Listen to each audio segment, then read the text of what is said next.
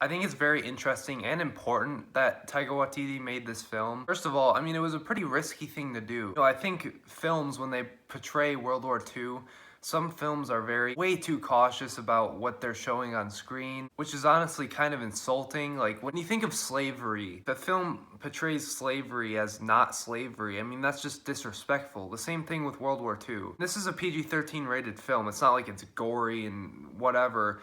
But it does, it shows how World War II kind of was in a comedic way that kids can kind of understand. And that leads me to my second point. Soon there's going to be a time where there's no World War II veterans left, and slowly World War II is going to kind of drift away, and hopefully that doesn't happen. Hopefully schools keep teaching it, but I think Taiga did something very interesting where he made this film that kids can watch and kind of understand what World War II looked like. It shows all the basics of the Jewish people and what Germans thought of Jews, and who was in the war, etc., but shows it in a very entertaining way. And honestly, this movie's great. Like, when I saw the trailers, I was not excited. For some reason, I just saw the kids in the trailer and it looked really cheesy and I didn't want to watch it.